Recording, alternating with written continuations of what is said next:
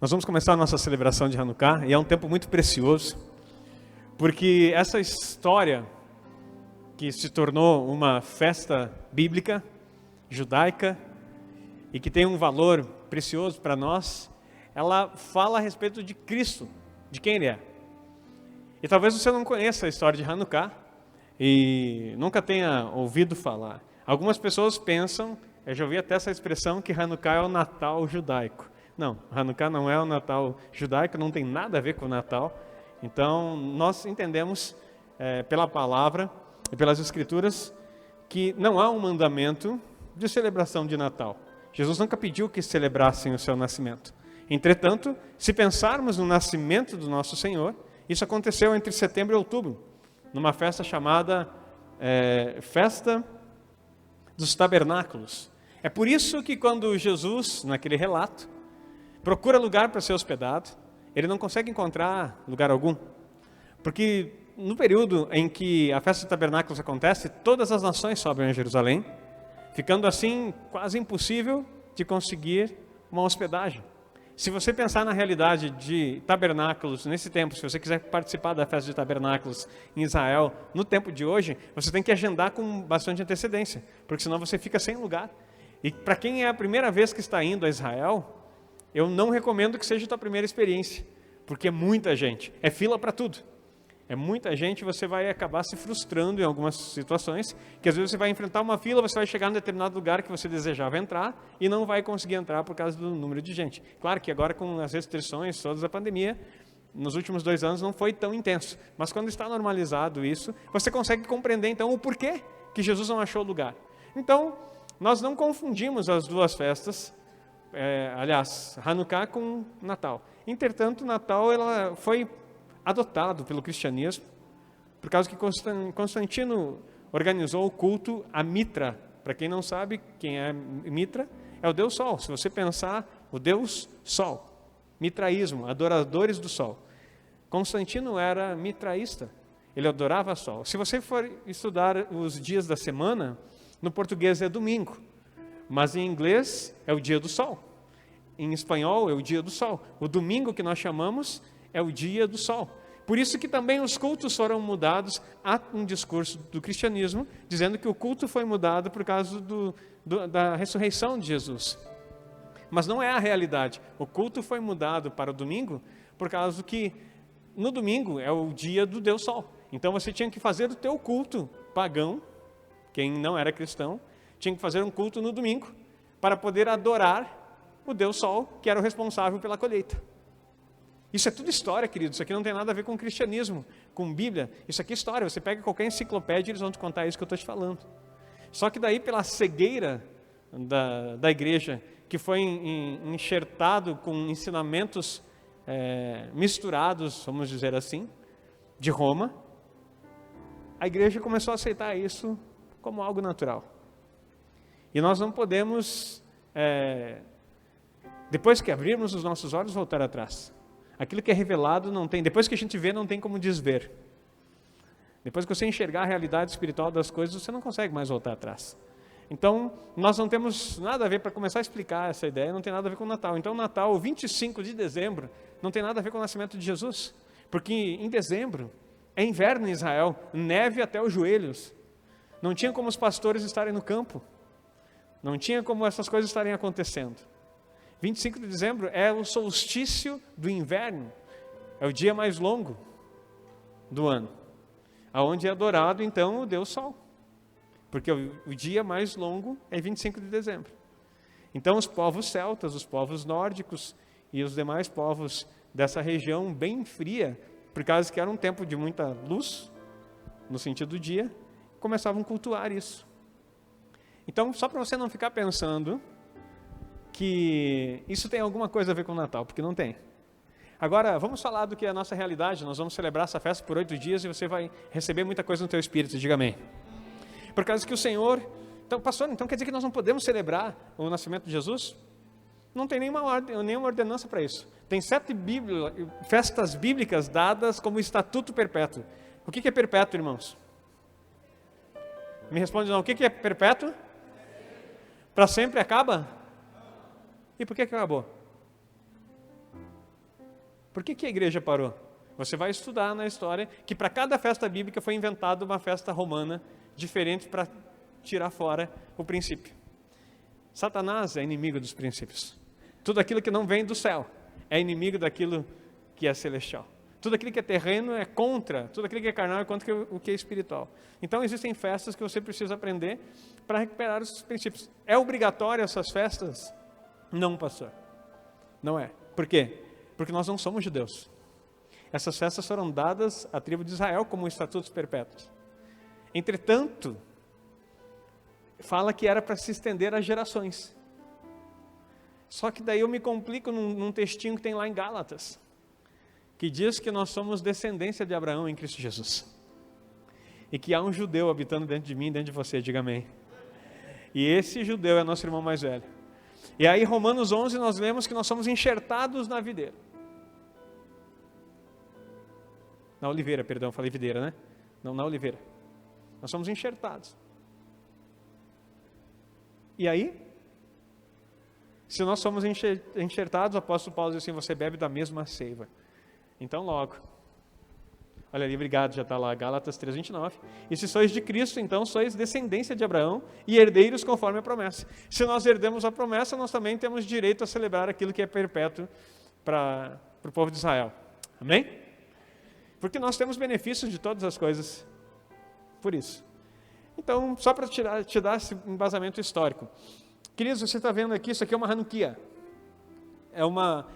Sabe o que é menorá? Lembra do tabernáculo que nós ficamos ali? Menorá é um castiçal de 7 braços, ou de 7 hastes, que estava dentro do templo, lembra? Se nós entrássemos aqui, vou virar de costa aqui, você que está online me vendo aí, para entender. Quando você entrava no templo, à direita estavam os pães da preposição, à esquerda estava o menorá. E aqui na frente o altar do incenso. Lembram que nós estudamos isso? E aqui tinha o véu e lá dentro estava a Arca da Aliança. Nesse lado aqui então tinha a menorá. E a menorá, quando Jesus diz, eu sou a luz do mundo, que é a série que nós estamos estudando, nesse tempo todo, ele diz, no original ele está dizendo, eu sou a menorá no mundo. Aquele que tem os 7 Espíritos de Deus, porque são 7 braços, 7 Espíritos de Deus. Aquele que traz, que ilumina o local, que traga a luz para o mundo. Então, na história, num período 165, se não me falha a memória, antes de Cristo, Antíoco, alguns falam diferente, um romano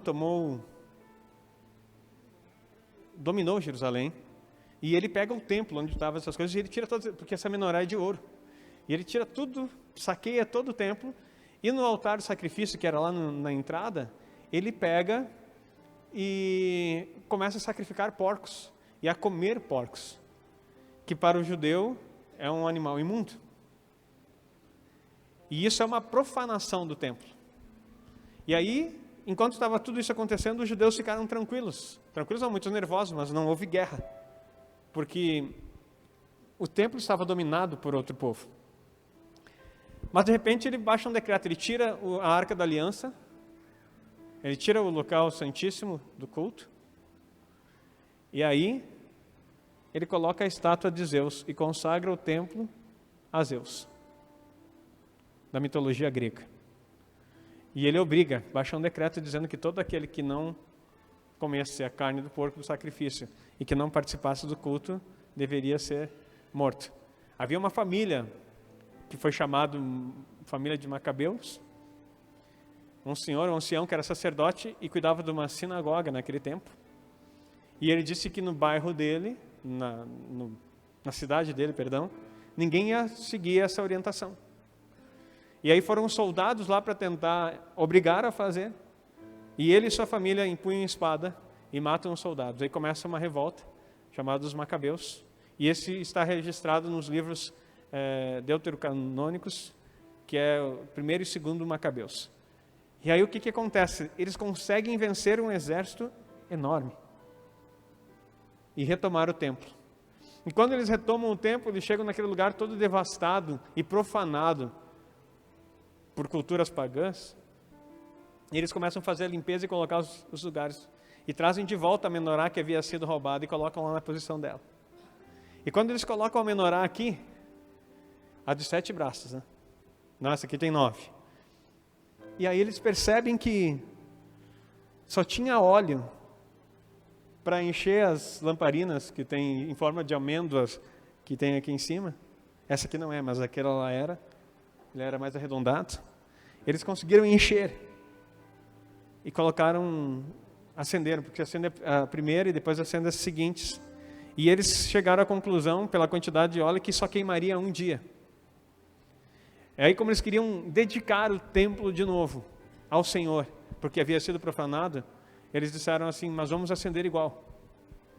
E eles estavam dispostos a fazer um culto de dedicação e encerrar. Só que toda sequência de purificação leva 8 dias, dentro da lei. E eles não conseguiram, não sabiam como eles iam fazer isso.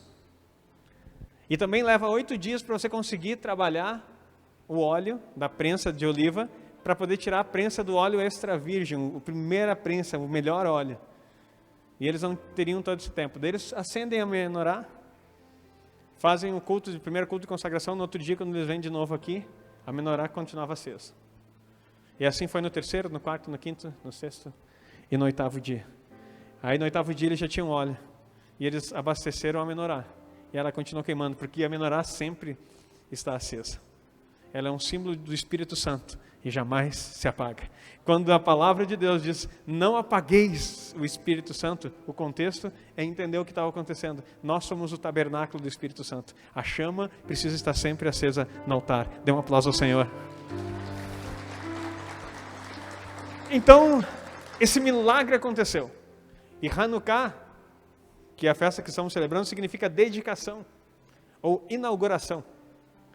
Então é a festa de dedicação ao Senhor, aonde nós dedicamos, nós consagramos, nós dedicamos o templo, não mais o físico no sentido de prédio, mas o nosso templo, porque a palavra de Deus diz em 1 Coríntios 6,19, ou não sabeis que os vossos corpos são tabernáculos ou templos do Espírito Santo, e que não sois de vós mesmos, que habita em vós, proveniente de Deus e que não sois de vós mesmos? O 20. Porque fostes comprados por bom preço, glorificai, pois, a Deus no vosso corpo e no vosso espírito, os quais pertencem a Deus. Então, quando nós celebramos Hanukkah, nós estamos dizendo, Senhor, passamos um ano e continuamos sendo teus. Mas agora vamos celebrar e vamos dedicar, porque no calendário bíblico nós estamos no início do ano já. Não é final do ano. Então nós vamos dedicar nossas vidas nessa festa ao Senhor, para dizer que continuamos sendo teus e que nada vai profanar esse templo que te pertence. Dá uma glória a Deus, aplaude ao Senhor. Queridos, eu quero que essa cultura do reino invada as casas. Eu quero que no ano que vem, em nome de Jesus, o meu desejo não é uma ordem, eu estou dizendo, eu quero que é um desejo que eu tenho. Que no ano que vem você tenha a Hanukkah na sua casa. E que você coloque perto na janela mais próxima, num lugar que dê para a rua. E você, toda noite, durante os 8 dias, você acenda com a sua família. Que você enfeite com luzes. Isso aqui não tem nada a ver com... As luzes, é tudo roubado daquilo que é bíblico. A festa de Hanukkah também é chamada festa das luzes. Sabe por quê? Por causa que no momento em que... O que é que a menorá diz que representa? Luz do mundo. As trevas tentaram sufocar. E não havia nem óleo suficiente para que pudesse iluminar o templo. Aí Deus providencia um milagre para mostrar que não é o teu esforço, da tua prensa, mas Ele é a luz que ilumina o homem. E aí as trevas foram derrotadas pelo poder da luz. Para que você entenda que sempre, em todo lugar, em todo momento, a luz sempre vence as trevas. Aplauda o Senhor de novo. É isso que nós vivemos. E isso é a cultura. Cada vez que você acender a Hanukkah na sua casa, e eu vou ensinar para você nesses dias como funciona cada uma delas. Você vai decorar a sua casa com luzes. Você pode fazer, eu sou intolerante ao glúten por enquanto. Mas você pode fazer na sua casa bolos. E tem umas receitas tão deliciosas. Já ouviu falar o sonho que nós chamamos aqui?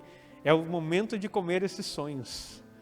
E tem umas frituras com óleo de oliva, é claro, que é permitido comer nessa festa para celebrar, porque tudo que tem óleo, que representa o óleo da unção, é aquilo que você pode comer. É claro que não é para coma com moderação, né? Com saúde. Mas é uma festa muito linda e com muita comida.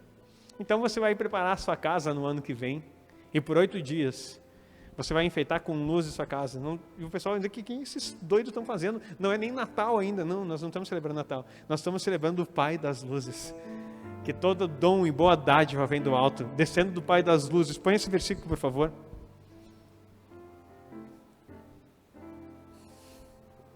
Eu vou ler para você. Todo dom, toda boa dádiva e todo dom perfeito vem do alto, descendo do Pai das Luzes, em quem não há mudança nem sombra de variação. Em quem não há mudança nem sombra de variação. Queridos, isso é muito lindo, isso é muito poderoso. Então, todo dom perfeito, toda boa dádiva vem do alto. E nós vamos entender por que dos dons. Descendo do Pai das Luzes. Então, quando você enfeita a sua casa com luz, você está glorificando aquele que é o Pai das Luzes. Nós estudamos nessa série Luz do Mundo. Quem é a luz? Como ele rompeu as trevas? Por que nos tornamos luz do mundo? A glória que brilha em nós. Então você pode fazer isso sem medo. É uma festa que é totalmente dedicada ao Senhor. E tem alguns significados. Por que 9? Então, pastor, se eram 7. A partir daquele momento, a haste central sempre representa Deus, na menorá. O fogo do Espírito, que acende as demais coisas. Como o milagre durou 8 dias, eles fizeram uma Hanukkah, para celebrar, para que a sua descendência lembrasse que aconteceu um milagre naquele lugar. Cada vez que você olha para Hanukkah, você vai lembrar e os teus filhos vão saber, Deus é um Deus de milagres e que continua fazendo milagres perpetuamente e vai fazer um milagre na sua vida. Amém? É assim que Deus trabalha. A Bíblia é cheia de símbolos, a cultura do reino é cheia de símbolos, porque nós somos colocados na centralidade do que é a palavra. Então você começa a ver isso aí, é muito lindo. Já vou falar sobre isso. Queridos, então nesses dias nós vamos aprender muito. Nós vamos falar sobre dedicação. Você vai aprender a dedicar a sua vida ao Senhor. Você vai aprender a dedicar o templo, a sua casa.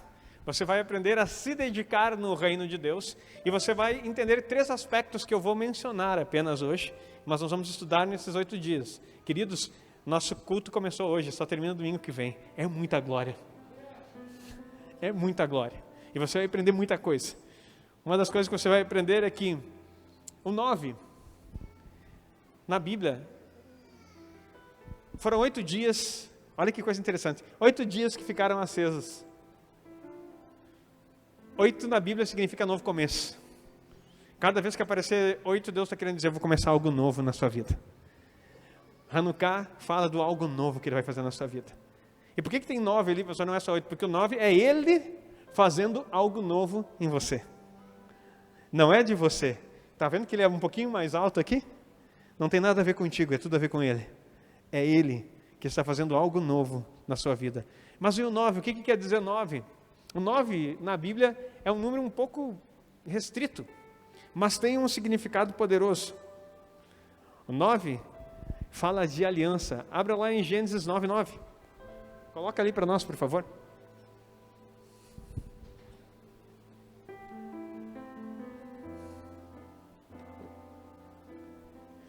E eu, eis que estabeleço a minha aliança convosco e com a vossa descendência depois de vós.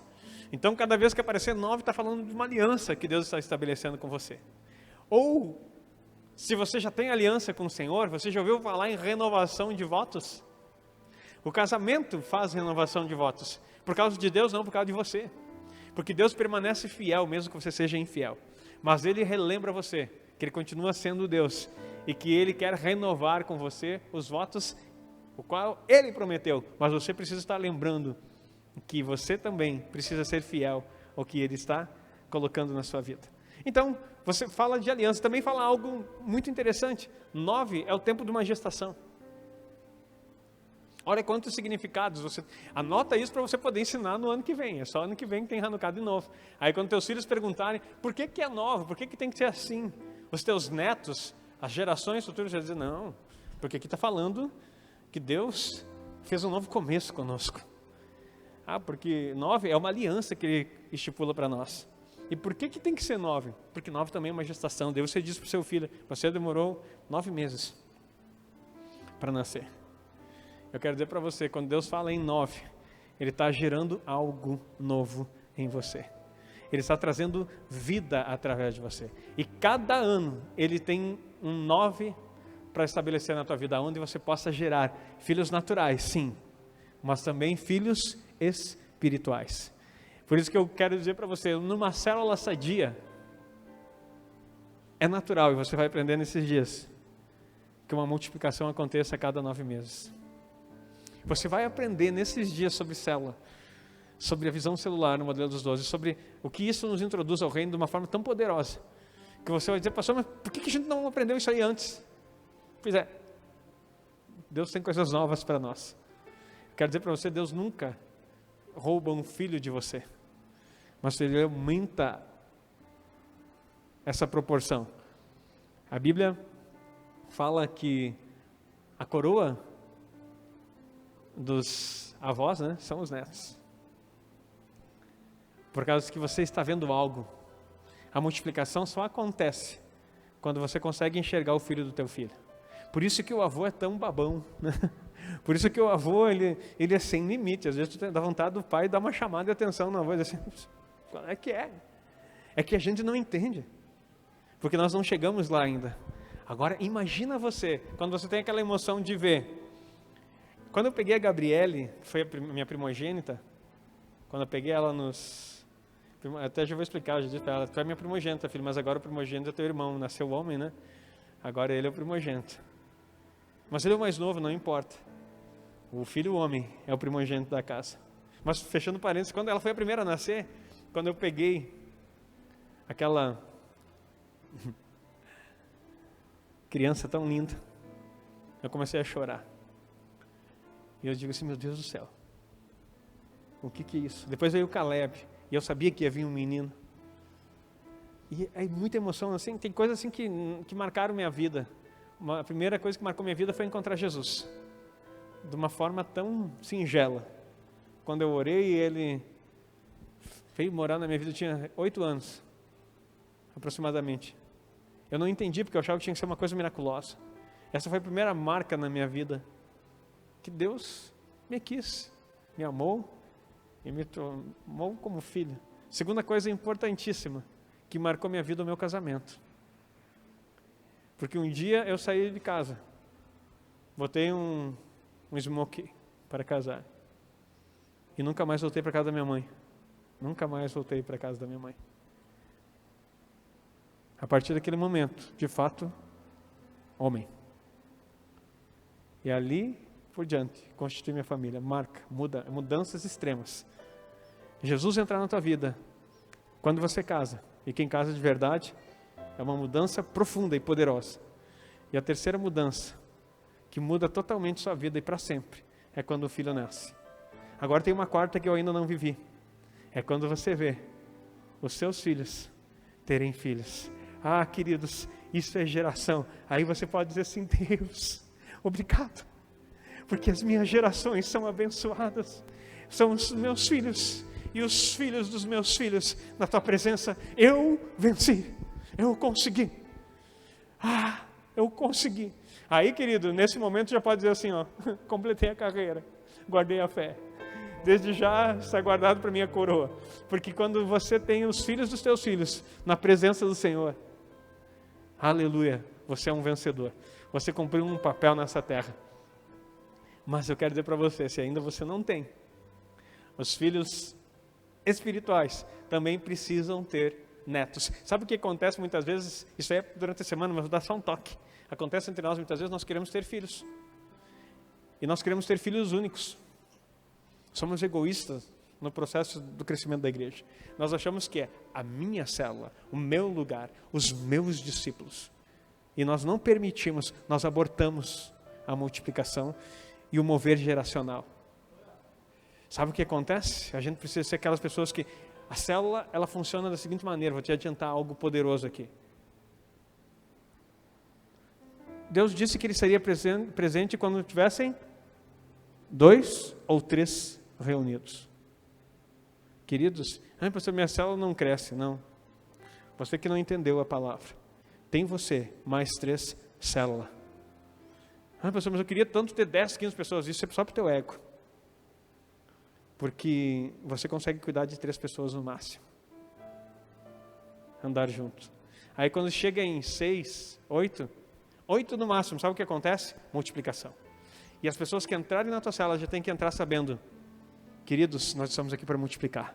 Porque a vida de Deus não para. Nós somos feitos para nascer, crescer e multiplicar sobre a terra. Então, já comece a orar, porque vocês vão se gerar filhos e nós vamos multiplicar nessa terra. Aí quando chega 8 pessoas no máximo, multiplica. Mas sempre pequenininha, daí o pastor não cresce. Por isso que se chama célula. Se crescer é igreja.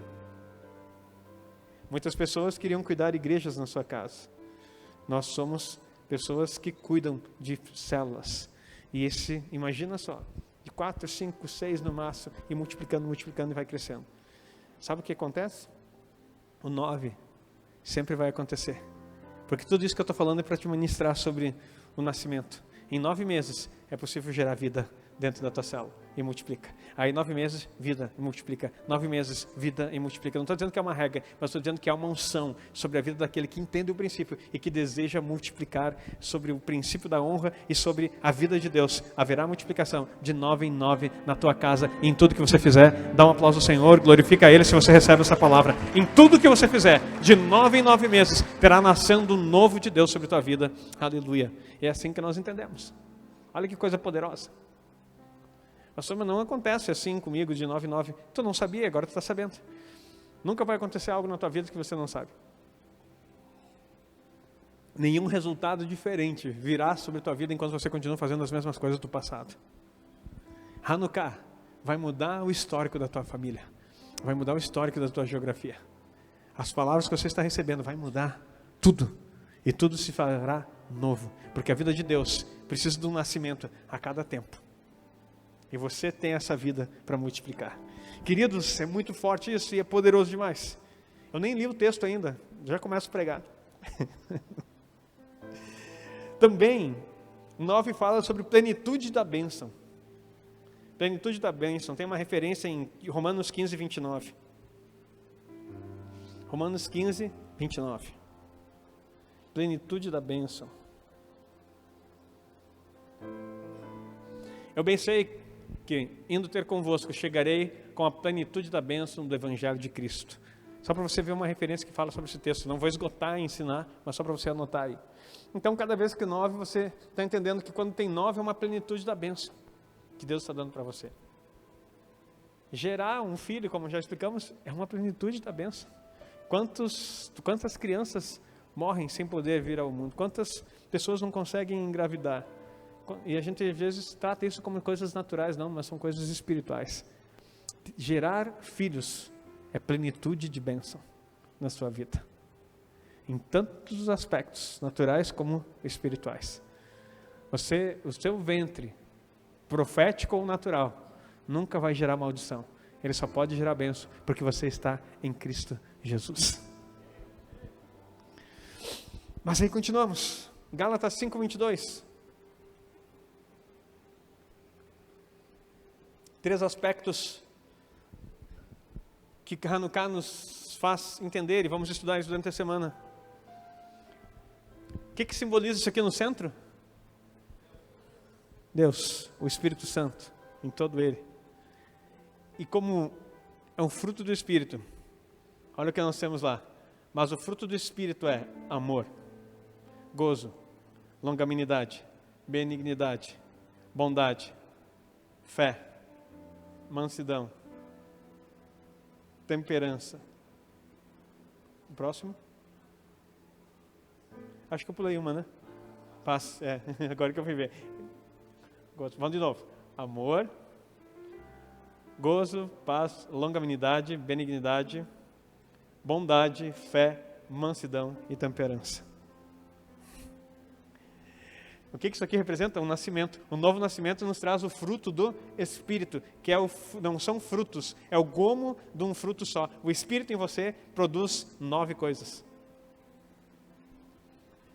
Pastor, eu não sabia que Hanukkah era tudo isso. Pois é. Bem-vindo a um tempo novo de Deus para a sua vida. Então, isso aí nós vamos estudar na semana. Vamos para outra aqui. Então fala a respeito daquilo que o Espírito Santo te dá no novo nascimento. 1 Coríntios 12, de 4 a 10.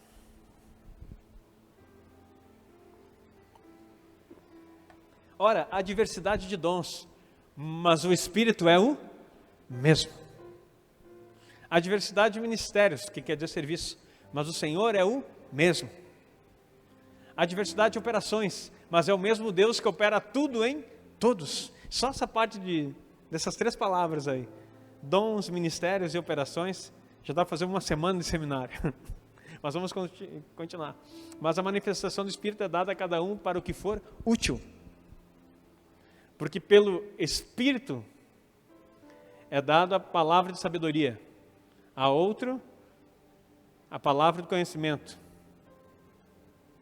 a outro pelo mesmo Espírito a fé, a outro pelo mesmo Espírito os dons de curar, a outro operações de maravilhas, a outro profecia, a outro dom de discernir os espíritos, a outra variedade de línguas e a outro a interpretação de línguas. Próximo versículo. Mas um só e o mesmo Espírito opera todas essas coisas, repartindo particularmente a cada um como quer. Olha quanta coisa poderosa tem aqui. Só para você entender isso. Então não se trata de judaizar. Que as pessoas estão judaizando a igreja. Não, estou te ensinando princípios que vão ficar gravados na tua cabeça. Cada vez que tu acender uma valinha dessa aí durante a semana, cada dia, você vai ficar pensando assim, poxa vida, olha o que já está acendendo na minha vida, olha o que Deus já está fazendo. Por fim, Mateus 5, 3 a 11. E por falar nisso,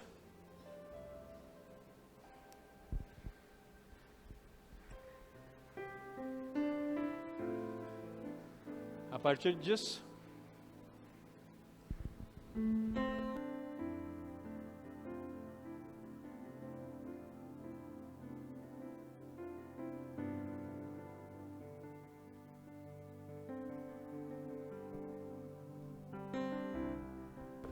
é onde nós estamos. O Espírito Santo, sempre aceso. Começamos o primeiro dia do nosso culto. E a cada culto, uma dessas vai sendo acesa. Até que tudo seja completo em sua vida, em nome de Jesus. E o milagre do Senhor aconteça em todas as áreas da sua vida. Quem recebe aplaude do Senhor em nome de Jesus.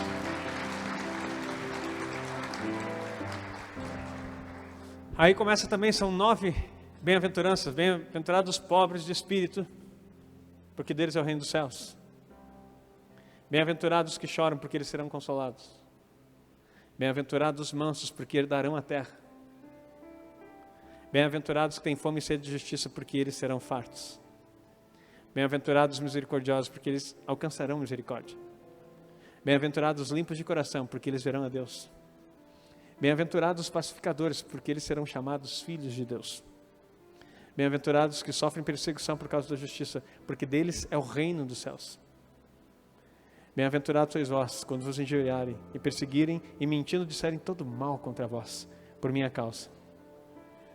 Exultai e alegrai-vos, porque é grande vosso galardão nos céus, porque assim perseguiram os profetas que foram antes de vós. Aleluia! E é assim que Deus trabalha.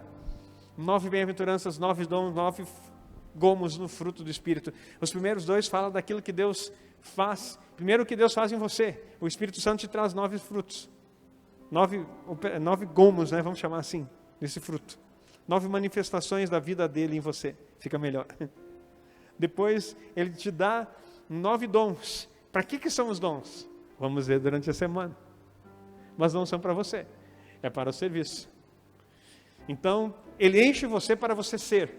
Depois, Ele te dá algo para você ter, no sentido de ser dispenseiro. Só é dispenseiro quem tem alguma coisa para dar.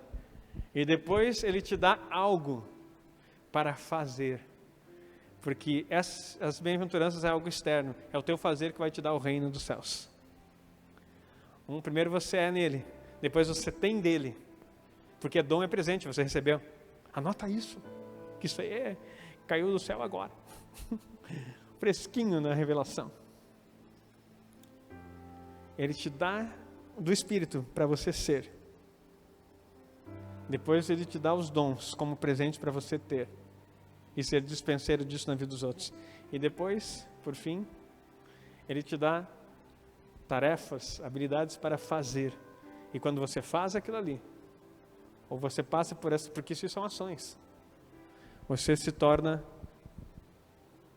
um herdeiro do reino e vai reinar com Cristo como vencedor. Amém? Queridos, está tão gostoso isso aqui, olha esse tempo. Mas eu quero ler o texto com vocês. E olha só, tem mais um pouquinho ainda para essa noite. João 10, 22.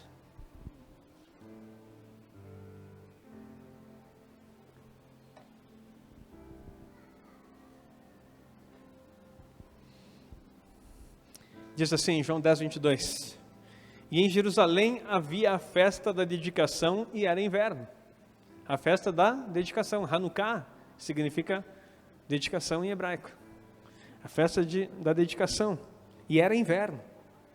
Olha o período, esse período é inverno em Israel. E Jesus andava passeando no templo, no alpendre de Salomão. Quem que estava na festa da dedicação? Jesus. Se o meu Senhor participou da festa, por que eu não vou participar? E ele estava lá no alpendre de Salomão. O templo era chamado Templo de Salomão. Eu quero que você leia algo aqui. Só mais uns versículos e eu vou te dar outra coisa importante aqui. Rodearam-no, pois, os judeus e disseram: até quando terás a nossa alma suspensa?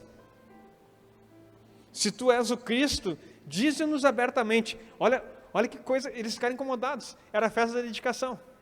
E celebrado todo ano, dedicando de volta ao Senhor. E dentro do templo havia um trono, que é o trono que o Messias vai sentar. O trono do rei Davi não era dele. E nós já vamos ver o versículo. E foi passado para Salomão, seu filho, que também não era dele. Na verdade, olha de quem é esse trono. 1 Crônicas 29 e 23. 1 Crônicas 29 e 23.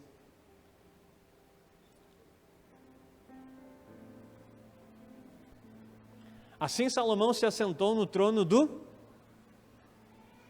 Leia. Não, vamos ler todo mundo junto. Vocês todos sabem ler, estamos numa festa de celebração. Assim Salomão se assentou no trono do... como rei, em lugar de Davi seu pai. E prosperou, e todo Israel lhe obedecia. De quem era o trono? Do Senhor. No lugar de Davi seu pai, que também estava sentado no trono de quem? Do Senhor.